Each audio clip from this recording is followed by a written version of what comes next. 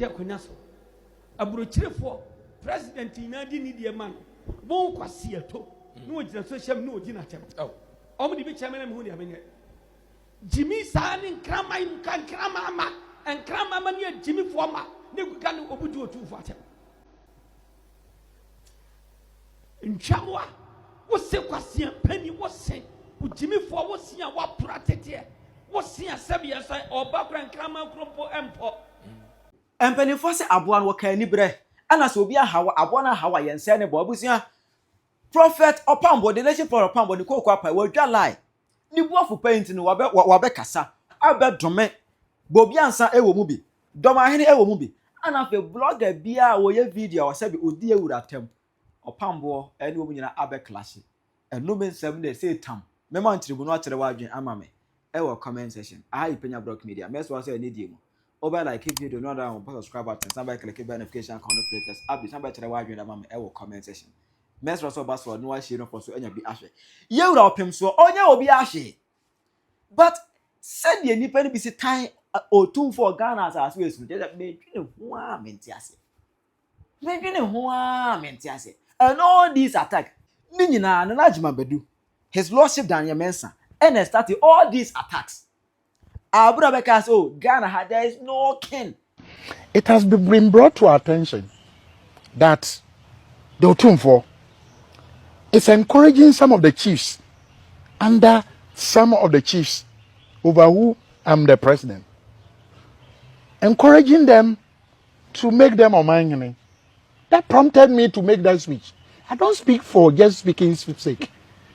First, the history between Dormaahene and Ashantis, the history between Ashantis and Bonos were being, changed.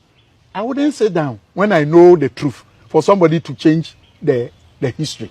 I won't sit down. I'm one person, I won't sit down. When I see somebody is tinkering something, I won't sit down.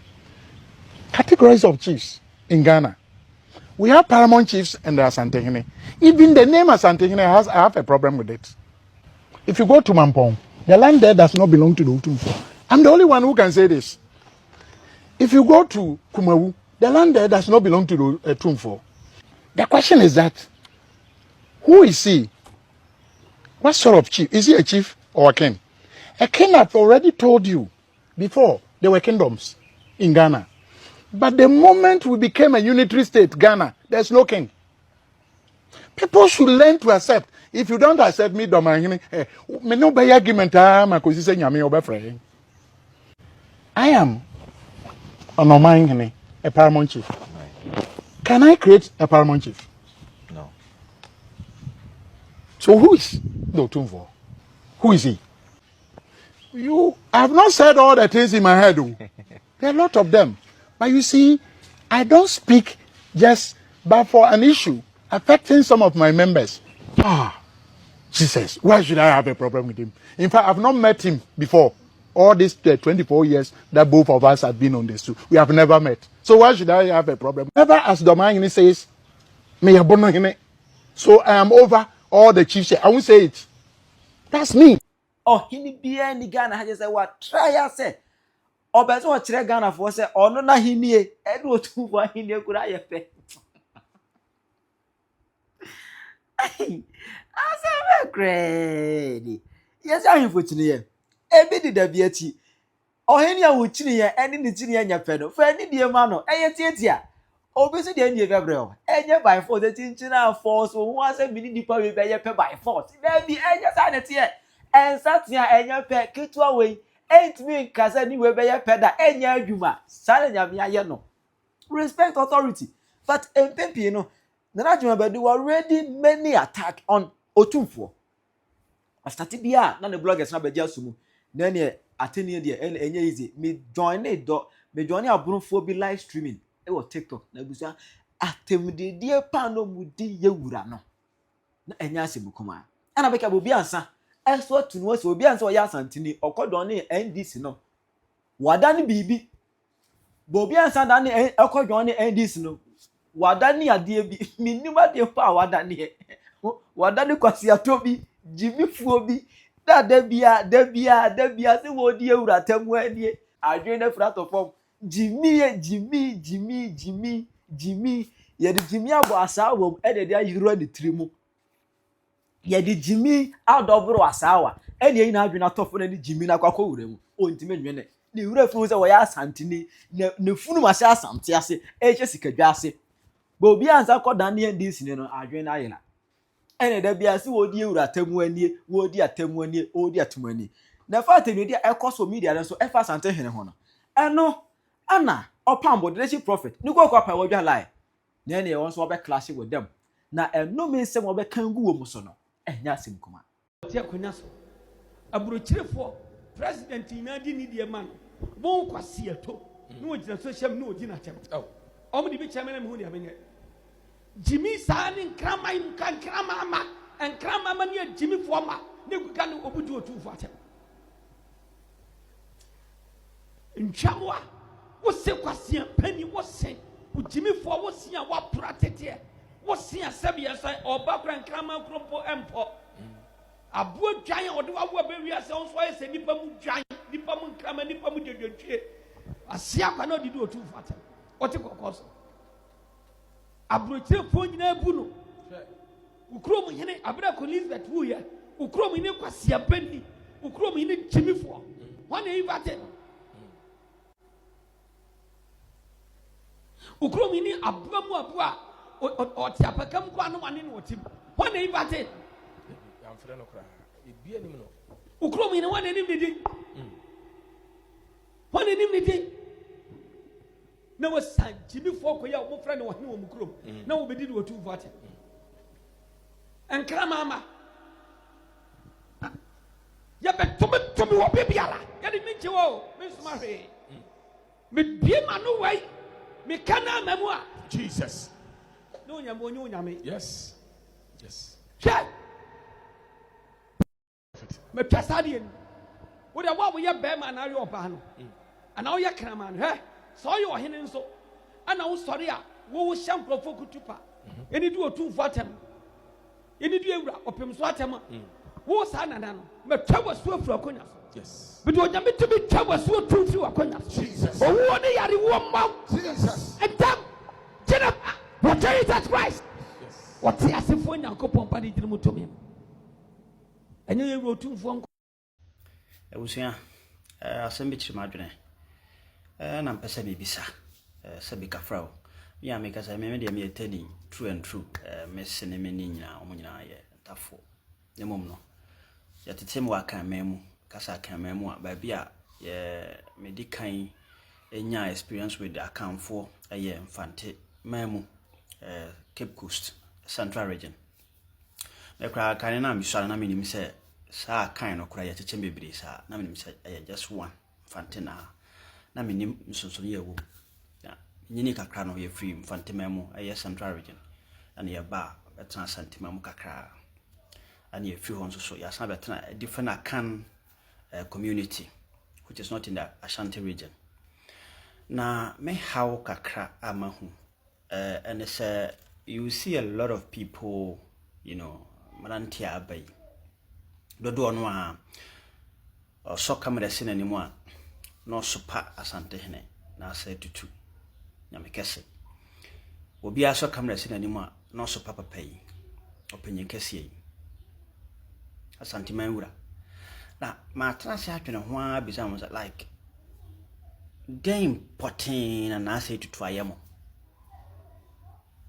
eya semi so I want to know ebia wa ye bibia ye nim game potin na Asanteman wura aye saa afo no a mo a ya na maso camera abesi manim na mo twa adapa na mo di atem no pese mo ade potin a ode ayemo wasimu anu aduane kwan ana wasimu kwan sama mo nya adwuma wasimu kwan sama mo nko school wasimu kwan wo bibi ho ana waje mo bibi ana like me pese me hu oya Asanteman wura from baby ameti amekesa yi me nya sure say Asanteman ene na say tutu problem omodon omo respect no omo bu no oya omade nyina but dodo na asabi kafra ya no maso camera abesi o mani mu twa da pa no mu di atem ni nyina because of sabi Asanteman rent no most of them ana menkasa dodo na akora nya Asantefo enti dia na odi ayemo please why am baby am make am enti na de ba kon so me pesa me twe obi a dwene siso ene se ye te Ghana hai Ibrahim Mahama oyetani ya wa bobra akonani Ibrahim Mahama ba emeso camera emmedi penyini bi atemoda emeso papenyi bi ada unhu bi debi sebi kafra Dr. Kwakuten ne ba enso camera emeso po bi da unhu se kwam despite atitire ni aninti omo Ghana ho ma bobra akomanim no unhu se ne ba anane busuani aso camera asinanim so wo so pass antemai Asantehene anase penyin bi politician bi wa unhu bi most of sa omo beye sa adno wo social media so camera so anu mo dimpenyin fatem no aja ko ni mo ma ye ne ye sa ade no enti pese mi hu what is it dey na Asantehene wura ayemo dey na waje afiri mu nsem dey na wafa Asantehene ya ne dia so obi twaja atum na wahye no ayene dia how does that concern you people? I don't get it. I don't know if I'm hoping you want to order Asantehene so obi twaja atum ahye no so be dani abutu if I'm hoping like I don't get it. Na make I say titiri ni anintri papa bia ni ho ane ba obi hu na da e social media se waso camera no obi twada pa obi so pampanyimfo aja ko ni moma ahiafo maya enu ntina yekoso ayebre no eno nso so ntina yeguso ayebre because wo mu a wo maduru abrabom amen o makwa ni mu abrabom no ni mu abrabom secret na nkom betumi a kire ye kwan no instead of say they respect obuo ni nidie papa be mo no o ma kire ye kwan no ya form say ye o mo ye atamfo ni ye so pa o mo ni ye twa o mo adapa enti nipa no hu sa wo bre kora no onim kwan ye obetumi a kire wanka wa free sa wa ho hiahia no kora wa nkire wo na monkai say ye say ni awuguo no obetwa na wote social media sa wo ye obi a wo ye sa de na me truth me kasa kire wo se badwe ma sa wo dwene a wote social media twa da pa edidi mpanyimfo atem ma men kan kire ni awuguo no obetwa kama e real ni awuguo no obetwa hwe ene wo se ja wo hye wo kwana wa nkwana baabi sebi kafro sebi me mu nipa bia nimtia atakwa medan bia kokobuo bia wotim na wanya kwanya so kamera so im na wodi mpanyimfo atem na me babo nkakran sa wo bre no wa mani hunu won kwa na onim no wa pegya wodi wasi baabi samra no enkoda bi so beba wachi a nia wodi ye mpanyimfo no ye de bi beye wo anyom no mo contribute to your success omunim kwanya fa so woduru baabi a waduo no bra wo bre sleepless night emu amani hunu mo koma wa kire emu tese nia wa fam bia no kwa na anim ene waduru ho but enkra bi beba wachi a wo so ba be so kamera si wo manim nia odi aye mpanyimfo okrom ha nyina tema wadi wo so pa mpanyimfo nyina no they will bring it back to you ye betua wo so ka enti wo ye bibia dwene ho mafuto kakra me wo ma saafo no eno no na afie mesremo ansa no me da so hia ni Asantehene wura de aye mo no mo meka nkere me pa cho Asantehene wura se waje wo abusu apanyin bi ajapade ana mu fie mo papa bi ajapade ana wasiu papa kwan se mo anya adwuma wasiu maame kwan se mo ntumpon ana se wasiu wankasa wo kwan se mo ntumpon ana bibi sa ya no abeka kire me nim ne ntia ambanfo sorry ana mo so camera na ade ba kwa ye me den na ye me fe e wona se tutu ho se wa kire so ye Penyah ampa atema ye di no okrom ha nyina no won tese na se tutu wa bebie na no so na ye se Penyah due matemante o ye Penyah ampa wasanso ye batan because batan na akobafra jonso gu ne nan so kra no a onye onkan he omununkuno no wa yinani na se tutu Asantehene wura wo Penyah ampa woni mude and I respect this chief a lot ahemfo bebre na wo krom ha ahemfo bebre but na say tutu nkwa was some or time bi sana meka no because me hu any other reason why nkofo be I don't understand it ye wo hemfo bebre wa ha won say ye so pa ehemfo no aka no sa but na say tutu nkwa na ye na tutankuru wa mu ase krom ha sebi ajako babi hiani babi a wonim na left and right bi aso camera ho be dinatem I don't get it and this mo answer munim nya waya ye nti sa tan no yeah well ye say edomani sa ne so ntakrache Asantehene de omo ya efe obia wo hene o obia firi babi a sebi ahini wo ho And so Asantehene aye ne dia mana ye fefe. Me hu you see all I always say so be ye na de na ye ofa. Don't jealous him. Go and do your own too. Kwa ye won so wo de ye mana nyefe.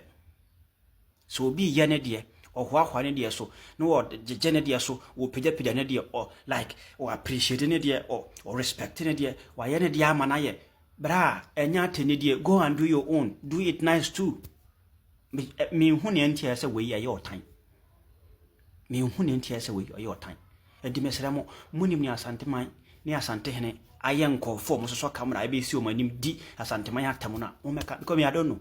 I've just tried to understand why was stop obi se mo ni di ana was stop obi se mo nko school wa we yes ano wa si kwan se ma mo bra man ko peska na menim ti bra be ka kire mesere o beka me ye nyina ye hu no eda mo se Ghana for be muntie me na mutie me nso be boa mo motive munim se Asantehene eni Otumfuo threat ma politician munim se Asantehene eni Otumfuo threat ma politicians de ekoso nyina mo nhye dani mo yo munim de ntia sesei tribes ni bebre asole wa Asante so no munim se Otumfuo sha se okeka ahemfo na bomu no politicians ni hu se threat ema omo ena omo akoyehye omo achie omo aboyehye mu ankasa mu achie mu ye di achie ena mo sa solitia mo ntitie de ebema mo ye ni o solitia munim se Otumfuo nya boni bia boni a waye ne se opese okeka tribes ni bom ni yenye hu se de politicians ni die ewu munim sa me se sa sama makan meto aso da bi na mo na nwere ho kitwa bi na meka kire mo Otumfuo ye threat ma politicians no free time o sha se okeka ahemfo na bom no na enam se other tribes no enni anisuade hu kwa kire ti no omu hu na politicians na koyehye tribes na echi na ekoso ayi ti wo de opega na ye di a twa saatem di no so na Otumfuo nye Ghana boni bia mote sika na ye tu ama politicians no mpese o continue di no omu hu se Otumfuo kika bomo no threat omu nya sika ni emu ye kwase ebiem enti na saa de ikoso enti mumye nya atem didie no mumye nya atem didie na ehu hia no mesrɛ mo na Otumfuo opese wo magana so eduru ba bi wo se nyame aye ne kese dadada enye ohia obi no ni pakora ba ye ne kese na emom Ghana yie die ntia mote saa asam no kan no medamo ase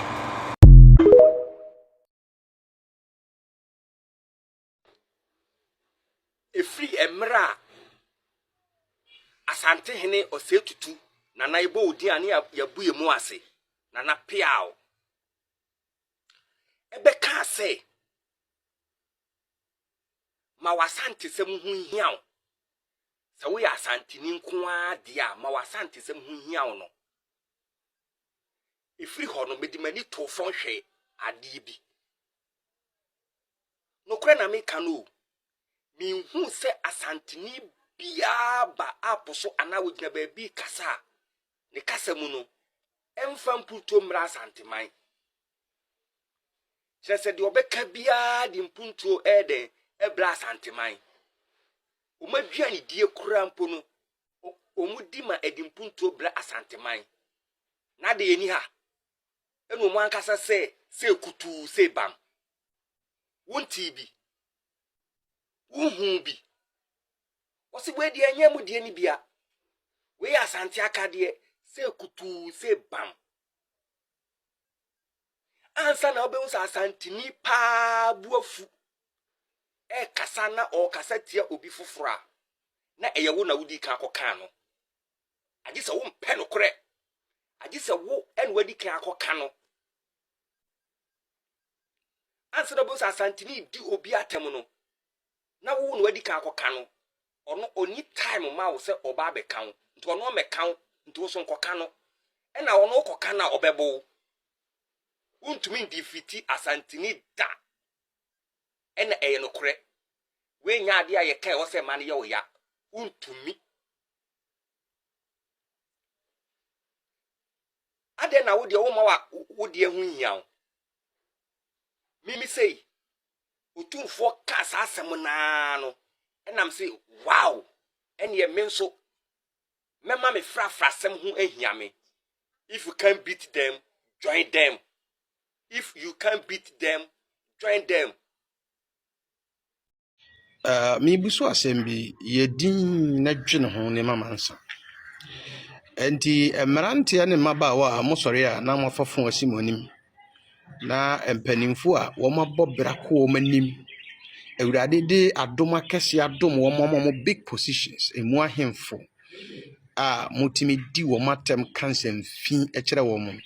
Enti ya na abusa ho pa sesa wo hwe wo busua mu fira hyase de kopem na wie ya. Sa nipa titiri sei. Wo benya bi wo fia na. Na nyanyambia woni no se wo no. Bra sa mpanimfo wi abọ no. O mabọ bia na. E ba cho ma me papa mo bra emfo ani bire nkoso obi aso. Because wo kra wo wiase unyankopon no aba wiase no. Odo fa wo bi so. Sa nipa kro na ntimi anye bibia amfa amowa. Emo ani mire wo bi. Enti mu a mo sori ana matwe kamera na mo kasati asanteman. Mo kasati a opem so wo te kokko so kasati a chiame. We busa mo se enti mu benyina na. Mrantia ne mabaawa na ne mudi sansem fini afa ani ma asem no mu benyini. Na amare mfi se internet no bibia de beto so bi anyira wo. Ene de wo ya brantia wo ya baba wadwene yo se pani bi agimi. Ese se bia de pani te fema wo hunu wo de akwala agina dua nkom kura wo hunu de biara da. Na ne awu ye wo china wo benyini ne da ho so twen. E da ho twen wo a enchirima de bi betua wo ka saa mre bia na ni ahode a wo de begina no. Let me tell you this. Yana nanom antena se anye hufu. O man antena se any this kwa. They fought hard before we arrived at where we are right now. They fought hard in order for us to achieve what we have right now. Stop being jealous. It's better you join us. You join our train and we will lift you up. The enviness will kill you. Asante is far gone. And you're not Asante be kese. Asante are kese da because you're not konkoden. Enti the obey beyond me fast Asante ma fam da. And this one anamo anye bia. Emu ani mere. Nana Dormaahene once wada pa daddy. Say the net ye ma wapi ko judge who defend Mahama. So or kungalamse. Obia so ni so obo. Ono anu go for kuro hu say galamse Mahama fili. O pa dia defend Mahama. O fa the papa bi na fa defend na galamse na go defend no. Obia hu position kekenti. Monye Dormaahene yama na pi ko judge o defend Mahama o galamse monye video no. Ewia e baba be share adwene. People who are doing galamsey, we are destroying ourselves. There's a need to start. I want to appeal, especially as a chief. We, the chief, should not say we don't have the power. If somebody could do it, it's in the jurisdiction and not allowing people to do it. Why can't you do it? In Dormaahene, if you come there, I'll arrest you and give you to the police so that you'll be prosecuted. I want to appeal to everybody. They should ensure that the people should not engage in galamsey, because if you do it and you are arrested, you know that. But I want to assure the people that so far as that area called Dormaahene, once you are there, be sure that one day you'll be caught and you know the punishment. Minimum 15 years.